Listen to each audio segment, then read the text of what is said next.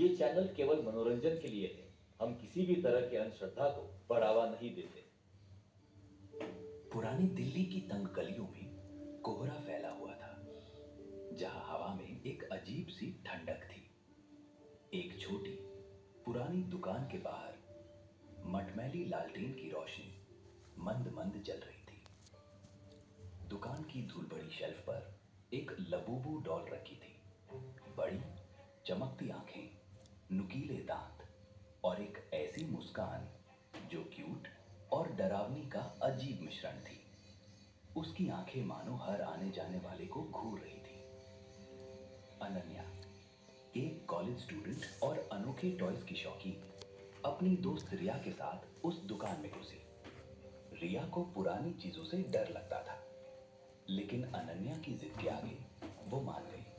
अनन्या की नजर लबूबू पर पड़ी और वो उसे देखकर रुक गई। अनन्या, ये गुड़िया कुछ अजीब सी है। इन आंखों में देख, जैसे जैसे ये हमें देख रही हो।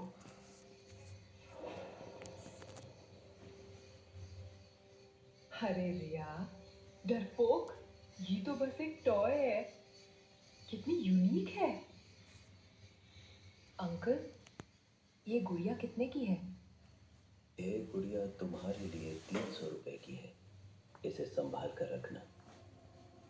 इतनी महंगी क्यों है? कोई खास बात है क्या इसमें? इसे संभाल कर रखना। चलो रिया, ये तो बस एक गुड़िया है, मैं ले रही हूँ। अनन्या ने दुकानदार की चेतावनी को हंसी में उड़ा दिया और लबूबू को घर ले आई। उसने इसे अपने बेडरूम की मेज पर सजाया, जहां चांद की मंद रोशनी में उसकी आंखें चमक रही थीं और उसकी मुस्कान थोड़ी और चौड़ी लग रही थी। सुबह की पहली किरण अनन्या जग गई, लेकिन हवा में एक अजीब सी ठंडक थी। अनन्या नींद से हड़बड़ा कर उठी। उसका सिर भारी था। उसने अपनी मेज की ओर देखा, जहां लबूबू डॉल रखी थी, लेकिन कुछ गड़बड़ थी। गुड़िया अब मेज के किनारे पर थी।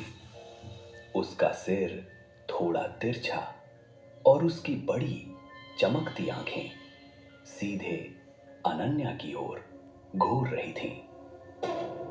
मैंने तो इसे बीच में रखा था, उसने सोचा, लेकिन सिरदर्द ने उसे और सोचने नहीं दिया। उसका सिरदर्द बदतर होता जा रहा था, जैसे कोई उसके दिमाग में सुई चुभो रहा हो। क्लास में उसकी आंखें बार बार लबूबू की उस ठंडी मुस्कान की ओर खींची जा रही थीं, जो उसके दिमाग में अटक गई थी।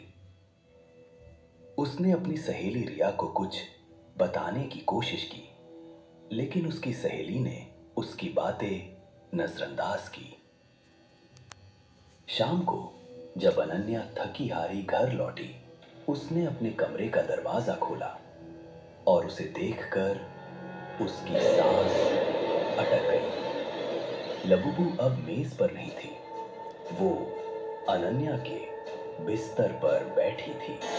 उसकी नुकीली मुस्कान और चमकती आंखें सीधे दरवाजे की ओर देख रही थीं। ये मेरे बिस्तर पर कैसे आई? मैंने तो इसे मेज पर छोड़ा था। उसने कांपते हाथों से लबूबू को उठाया और वापस मेज पर रखा और बिस्तर पर लेट गई, लेकिन नींद उसकी आंखों से कोसों दूर थी।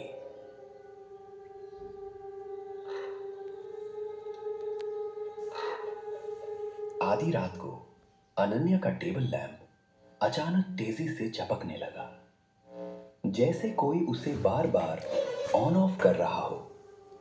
तभी एक जोरदार धप की आवाज आई। अनन्या ने डरते डरते मेज की ओर देखा। लाबूबू नीचे फर्श पर गिरी थी। उसकी आंखें अब भी अनन्या की ओर घूर रही थीं, जैसे वो जानबूझकर गिरी हो। ये क्या हो रहा है? तू तू कौन है और क्या है? उसने हिम्मत जुटाकर लाबुबू को उठाया और वापस मेज पर रखा, लेकिन उसकी उंगलियां अब भी बेकाबू कांप रही थीं। लैम्प की झपकना बंद हो गया, लेकिन कमरे में एक भारी सन्नाटा छा गया।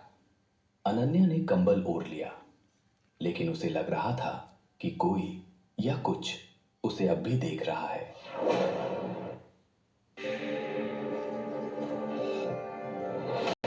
रात गहरी हो चुकी थी और अनन्या का कमरा सन्नाटे में डूबा था। टेबल लैंप की झपकने की घटना के बाद लाबुबू फिर से मेज पर थी, लेकिन उसकी चमकती आंखें अनन्या को घूर रही थीं, जैसे कोई अनकहा राज छिपा हो।